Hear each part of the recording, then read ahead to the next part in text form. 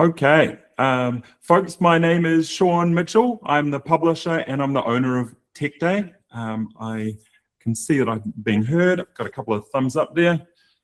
So I've been a journalist for 22 years. And sorry, by the way, feel free to write a question or pop your hand up anytime during any of this. I'm really happy to take questions and go a bit deeper on, op-eds or whatever the topics are that you want to talk about.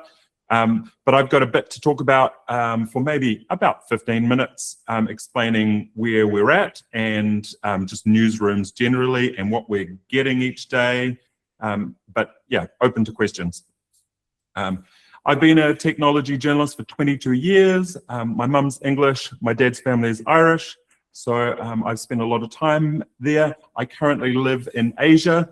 And our philosophy is that we spend about half the money of sponsored content in the local market with local journalists, and that's how we are supporting the local ecosystem. So anytime there's ever sponsored content opportunities, we're always going to spend half that money back with local journalists, which are people that you probably know anyway.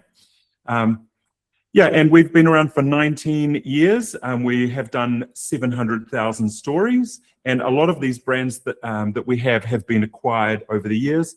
But by far the biggest of the lot is our IT Brief brand, and IT Brief is just the largest of all. It has enterprise-focused content. It's read by CIOs and IT managers. But TechDay, the actual name of the company, isn't a site on its own. It is just the publisher name. So there is no stories on TechDay. There are stories on, for example, IT Brief or Security Brief, etc. Yeah, and we've been in the UK for about 3 years and in Ireland for about 4 months. Yeah, business is good for us. I will show you our this here is, I can even zoom in a little bit to make it easier to see. 31% of our stories, our biggest market is the UK. So that is the most stories that we write per week. We write about 500 stories a week overall. And our business is mainly focused on the enterprise side of technology. So in general, the whole $2 trillion that is spent on IT, it's about half spent on consumer and half spent on enterprise. And most of the time we focus our time on that sort of enterprise business side of things. Although for our telecommunications product site, we actually do quite a bit of consumer gadget side of things because that is sold by the telcos. Yeah, so 3 years in the UK and 4 months in Ireland, and last year we started in the US and Canada as well. Yeah, 700,000 stories, and on average these stories are read about 1,300 times, so we've had about 700 million views across our site. And for us, one of the challenges is to explain that each of our sites has unique audiences and that they're not just running all the same content on all the sites. Each one of these stories runs on 3 to 5 of our sites generally. And it is the same story that runs on each of those, but it might have a different title or it might have a different intro or lead, it's called. Yeah, and our philosophy is fast news. So we are trying to get things done at full speed. And that means that we don't even allow PR people to contact our journalists directly. We have an editors@techday.com email address, and that is where we sort through the emails and ensure that we're not duplicating our work by all of our team members, 6 that are on at any one time, reading the same emails. Yeah, what are the things that you can help with the most? And the one for us is sending it to the right place, editors@techday.com. And that doesn't, all the other versions of it like techday.ie or techday.co.uk all work, but the .com one is our preference. And the next thing that, and the most common reason why we don't pick up a story is because of the length of the story. We are aiming for all of our stories to be on Google News, And as a result of that, we want a 450-word story. That seems to be the magic line where we are pretty much always on Google News with our stories. And below that, we get a warning that it is thin content. So for us to boil down a story to 450 words, that means that we need about 600 words in your initial pitch to us. And that is the most common reason why we go back to people saying we're not going to take on this story. And that is because it is too short for us. So if you're giving us 450, we can't boil that down into enough, and we will come back to you and reject it. We do put the time into coming back and telling you when something is rejected, so that you'll know for future use. Yeah, and of course, subject lines matter. There's no point in sending us an email saying cybersecurity press release, because that doesn't give us the facts that we need to make a decision. We get as many as 1,000 press releases in a single day, and overall, we're writing about 500 stories per week. So that's less than 10% of the stories that are pitched to us are picked up each week. The bigger the brands, though, the higher that percentage is. Although we're a total believer in anything not-for-profit, women in tech, those sort of things. So out of all of the types of stories that we like, job moves are probably the highest percentage of them that we would pick up. It's nearly 100% of job move stories that we collect. Anyway, the first one was getting the length right, 600 words. Second of all, sending it to editors at techday.com. Next is actually the subject line, and the next one is how to make sure that you're actually putting the body of the release in the body of the email. And I hear it all the time. Why do we want that?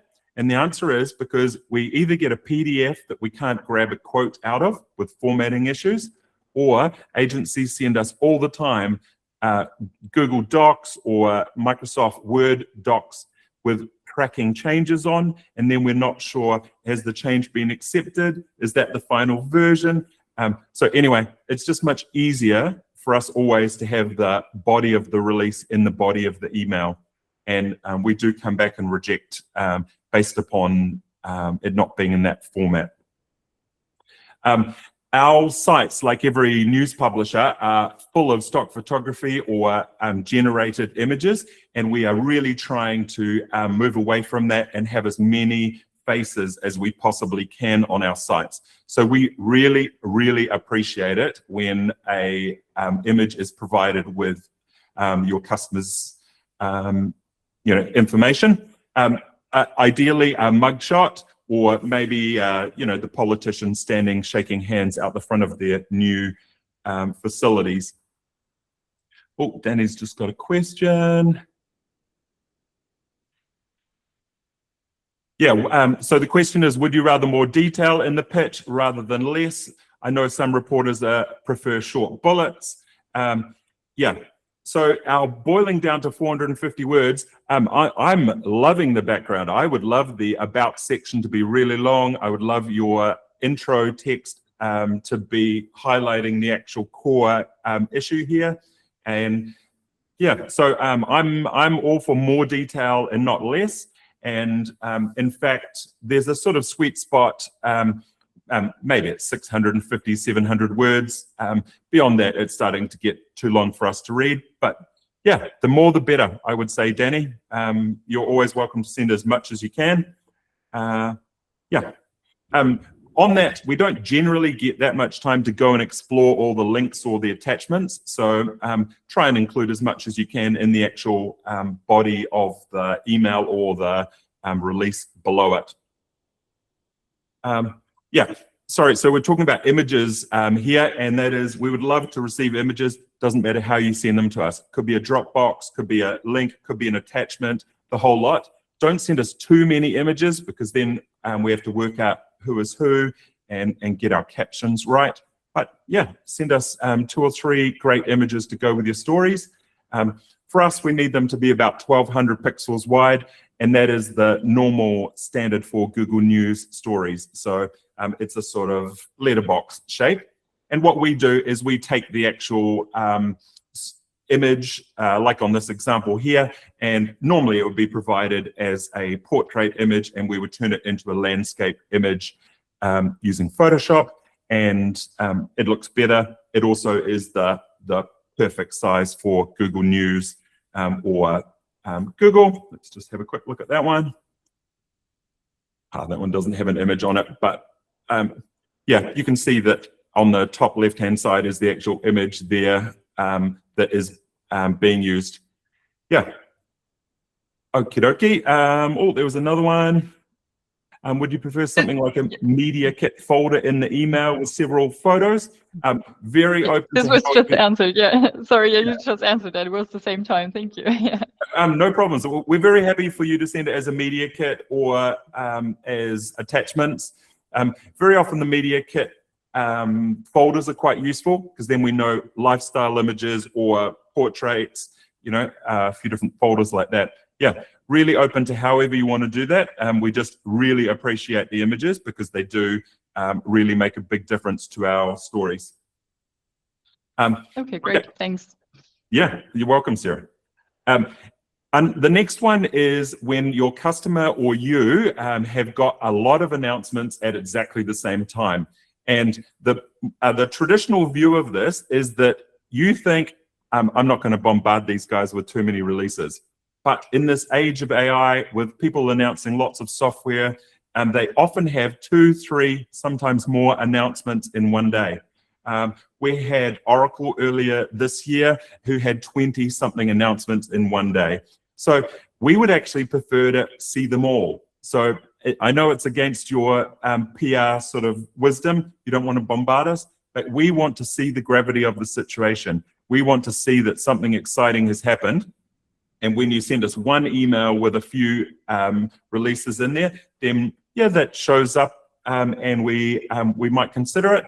But when it shows up with 3 announcements in a row from the same company with different subject lines, we really get the message that something exciting is happening. And for us, we're running a digital business. We want these readers to stay on our site as long as possible. So actually, we're really likely to cover all 3 of those announcements because we can get each of those readers to then go on and read extra stories on our sites. They will find those underneath the first story as related content. So yeah, for us, that works really well to actually have it. So say your customer has a conference and you send us one email with multiple press releases. We're going to come back to you and say, please split it up and we'll allocate it to different members of the team and we'll cover multiple of those. We are super excited when there is a batch of announcements at once and we're a lot more likely to cover all of them because it just multiplies those eyeballs, the fact that they flow on to the next story. Yeah, the other one that I want to say on this is maybe in the past, you might have thought of the readers of a website to be at the end of a river. And the content would be flowing through and they would be sitting there and they would be receiving all of the content. Now I think there's so much content available and even ourselves, we've scaled up the number of stories that we write. So it's different. Now you have to think of the readers as sitting on the side, the bank of the river with so much passing by. And that, as a result of that, you need to have better cadence. You need to have more stories going out each month. So yeah, on the conference side, please hit us up with the 3, the 5, the whole lot. Felice, you're going the subject line. Yeah. Okay, the subject line we're really looking for on these stories is actually capturing the intent of the story. What we're not looking for is a data center news announcement or telling us where it should go on our sites or just general sort of stuff. We actually want to hear the name of your cybersecurity customer or your own business and then what you're announcing. So really, it's just in journalism, we're always taught the pyramid, and at the bottom is the base of the story, and then you have to summarize it up, and then once again, the subject line has to be the absolute summary of everything in the subject line. So yeah, nothing exciting, but you'll be surprised, Felice, how few people actually give us a good subject line capturing what's inside. Okay, and one thing we're not getting that clearly at the moment is when things are good for the UK, when things are good for Ireland, or when things are global. And that's quite important for us so that we can choose which of our sites to run it on. So please, as much as you can, give us the clarity of telling us that this is an Irish-only story, or this is a UK-only story, or it works for the whole of Europe. Tell us, and then we'll understand better which sites we can run it on. For us, it's a good thing if we can run a story on multiple regions, even if it is Asia and the UK, but probably the most common is UK and Ireland, or UK and US. Yeah, so for us, it's exciting when something is more of a global story, because then we can, it's pretty linear. We can get more readers. We can get twice as many readers if we're running the story in the UK and the US as we are just in one region on its own. Okay, I'm going to talk about localization now. And once again, anybody can ask questions anytime. Go ahead. We are really wanting to have the local country manager quoted. So say if your customer or your business is got a global announcement. Okay, maybe there's 2 bites of this cherry. Maybe we can have one initial story, which is the global, and then we could have a follow-up with the quotes from your local country manager. Whether that's Ireland, the UK, or combined, then we would love the local story. Anytime we get cited in ChatGPT, Perplexity, etc., it's so often that we float to the top because we have a local spokesperson on the story. So I'm really into this. I would love it, and I won't be at all upset if you're getting back to us with a second story on the same topic, but with the local spokespeople. That might be a local customer, might be a local distributor, or maybe and hopefully also a local internal, maybe a country manager. So yeah, local quotes, anything we can do on that front, it's really advantageous to our rankings, especially on GEO. It really works. Also, it increases our LinkedIn traffic because obviously that person is more likely to share our local version of the story rather than the global version of the story, which is good for everyone because we're driving traffic to a UK version rather than a US version of the story. Okay, so local stories, please, please, please. The next one is embargoes. Okay, every single newsroom always has a weekly target for their editors. So if you think carefully about the embargo, don't send us something on a Thursday with an embargo on a Tuesday, because then it doesn't help the editor get to their target this week. That's next week's problem, really. And the targets are always about what is being published, not what is being written. So yeah, don't send us something on the week before it's embargoed, because our editor won't pay attention to it the first time they read it. And then by the time the week has gone by, or we're into the actual week that it can be published, then it's buried. There's a lot of emails that have come since then. Yeah, so weekly targets, not too far into the horizon. Also on that, we just don't need emails asking us if we want a story under embargo. We are getting hundreds of embargoed stories a week. We are making sure of it. And the very rare times, maybe twice a year, when we do make a mistake on it, then we immediately contact our Google News initiative person, have the story removed. We deal with it really professionally. So we're getting hundreds and hundreds of embargoed stories right every week, and you have nothing to worry about there. So there is no need to send us notes asking if we want a story under embargo. We really want to see the actual story. And we're also going to email you back saying, here's the time and date that we're going live with it, so that you can triple check that with your customer, and that'll give you time to make sure, hey, maybe we've misunderstood Pacific time versus Eastern time, or if it's a originally American customer. Anyway, embargoed stories, once again, don't send it for next week, send it for this week.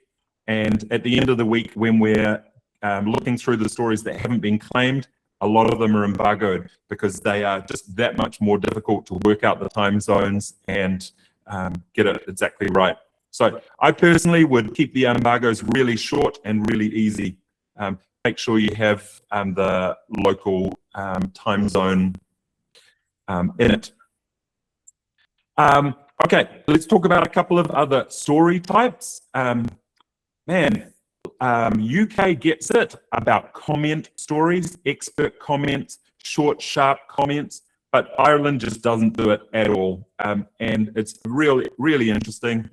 And I guess what I'm meaning is a really hot topic, the government budget or a cybersecurity attack or a hospital IT outage or something like that. That is the perfect time to, what some people say is newsjack. But we would just think of it as an expert comment. We would then take those expert comments. Normally we wait till 3 of them have arrived on a topic, and that magic number is enough for us to know that it's a big topic, that if 3 different companies are commenting on the same thing. And then we will pick up the story almost every single time. As soon as there is 3 comments, we will pick up that story, write the background on it, and include those comments into a story, weave them all together. Great opportunity for you to include an image of the person as well, because these comment stories are all about the experts commenting on it. Yeah, really high chance of that. And I would say there's an even higher chance in Ireland because we get so few of them that if you can rustle together up a couple, you'll have a very, very strong, nearly guaranteed chance of coverage. If you have multiple customers that are wanting to make a comment on the same thing, for us, we want them as separate emails so that we can register that there are 3 people commenting on the same topic, and then we'll get on with it straight away. So yeah, 3 is the magic number for us. The next story type is appointments and job moves. We've been doing this for a long time, 19 years. Maybe 5 or 6 years ago, I would have told you that appointment stories are trash. We should just not waste any time, throw them out straight away. But something changed during COVID. Less people go out to events, less people are in the office, and as a result, this is their opportunity to keep up with the industry gossip. So appointment and job move stories are really popular, really, really popular. We have heaps of LinkedIn traffic for it. In fact, on our home pages, we actually have a separate section for them where we actually put job moves off to the right-hand side, and we just have heaps and heaps of them all the time, local and global ones. Yeah, okay, so appointments, we're a little bit more flexible about the 600 words when those come in, because they are a bit hard to get to the full 600 words there. Yeah, but we love them anyway.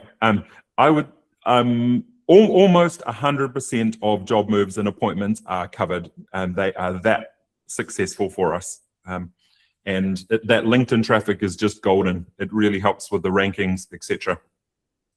So obviously we have press releases. The second one was the short expert comments. I probably should have mentioned they're about 120 words. And then we've got the appointment and the job move stories. Love, love, love them. And then the next one that we don't get many of, but we would love to receive more, is event transcripts. So anything you can give us on that side of things, we would love to do it. Okay, those were our sort of content types. And then I'm on my last little bit here. We are doing a lot more editor interviews. So we're really open to the idea of being pitched on editor interviews. But the thing that needs to be understood about editor interviews is most of the time, the person is not, is just wanting to talk about quite a narrow thing. And that's normally what we've already written about from a press release type of story. So you got to come up with something more interesting for us to write about. and each of our editors has a quota of non-commercial editor interviews that they need to write. So yeah, we would love to receive pitches, but you've got to do something well beyond what is available in the form of the press release for a new product. And honestly, most of the pitches we get for interviews are just an announcement that we've covered or we've received as a press release. So that's why most of them don't stand out. We go into a lot of events all over the place. Most of them are in the US, Google Cloud, Dell Technologies, Adobe this, all sorts of different events. So we have a page actually on our site which shows some of our upcoming features. Where is it? At the bottom of any of our pages, you can go and have a look, and it has editorial calendar. And on here, we actually mention the upcoming opportunities that we have on our sites. This is always up to date. And this is where we would tell people when we are going to an actual conference as well. So that's well worth having a look at. Whether you're, talking to us about finance stories or whatever, we've got them all up on there. Okay, and then just a couple of our little frustrations. Follow-ups, there's just no need to follow us up. We run a totally zero inbox. There is absolutely nothing we have missed. We have read every single press release that has come through to us, and we have decided, or we have already come back to you and rejected it. So yeah, if you haven't heard anything, then we haven't rejected it, and it is in a queue for somebody to grab and get on with. We used to come back and give people updates on where stories are at, but that just created more work going back and forth with PRs, and people would try and re-pitch us on the same idea again and again. So anyway, if it's formatted wrong, it's too short, something like that, we'll come back to you and reject it. But otherwise, we're getting on with it. So no need to follow up. We would love more headshots. We don't have time for coffee invites or backgrounders or anything like that.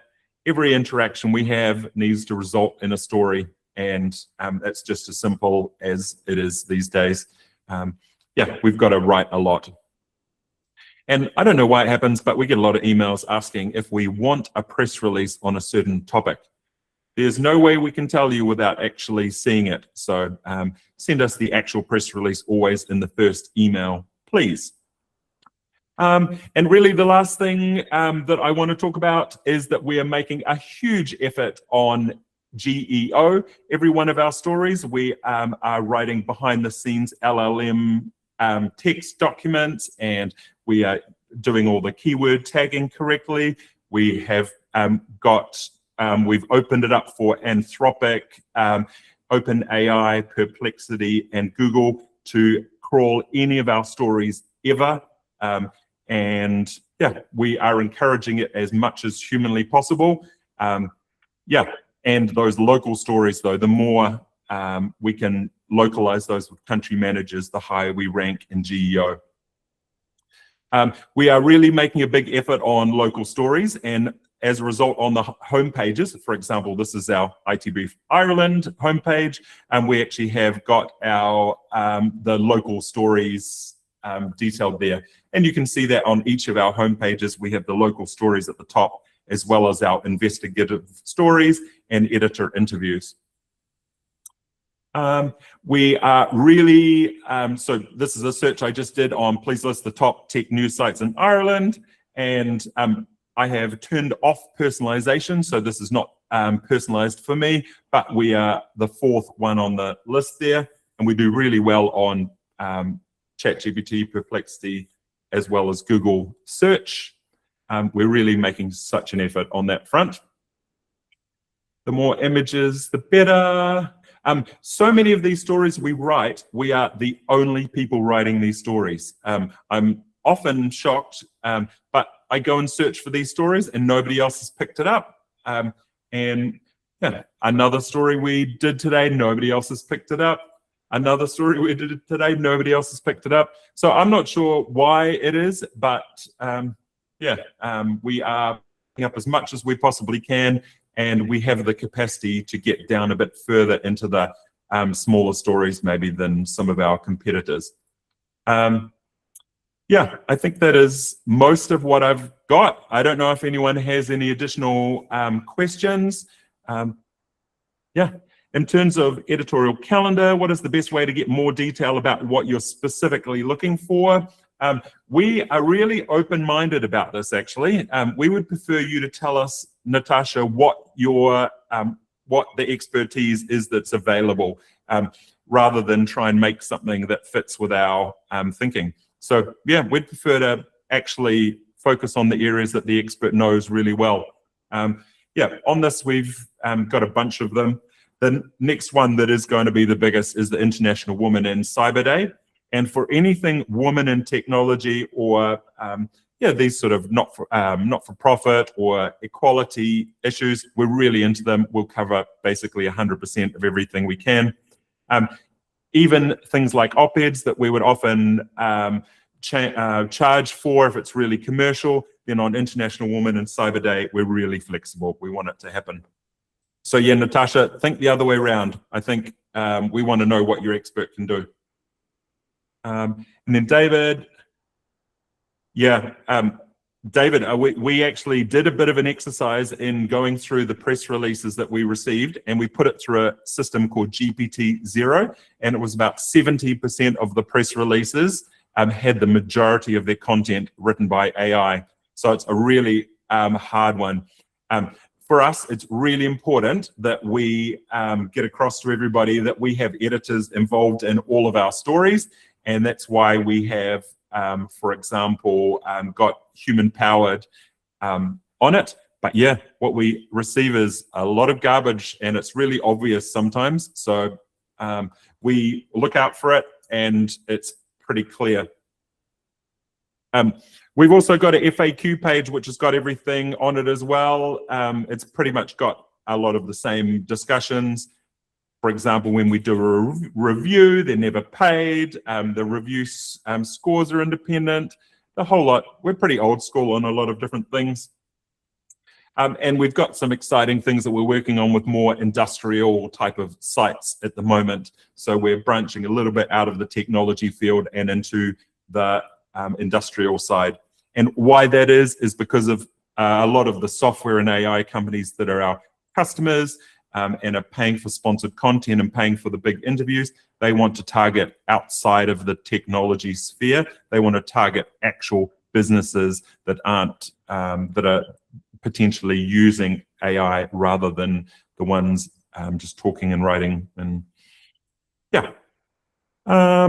Okay, so yeah, David, heaps of AI slop. It's so obvious though. And Chloe, yes, the hard news. I mean, we have a quota for everybody to do editor interviews. We have non-commercial stories. Most of those we are interviewing professors and things. Yeah, on the op-ed and byline side, that is how we make money. Most of the op-eds and bylines that we receive, that we run are commercial, except when there is some sort of public interest in it. For example, women in cyber. So yeah, hard news, really open to it, and how we handle that is through expert comments. So yeah, we do heaps of expert comment stories, which I would say is hard news. But we are a trade publisher, so we don't think of ourselves as a newspaper, and we're not really going to ever be in that newspaper space. We have to think of ourselves as trade publishers. Yeah, but op-eds are our main source of revenue. And we do a sort of unlimited plan for £950 to cover all of your clients or your organization. I think that is it. If anybody has any additional questions, ask now. Otherwise, I'm going to send you guys the transcript and the recording and a link to our FAQ page.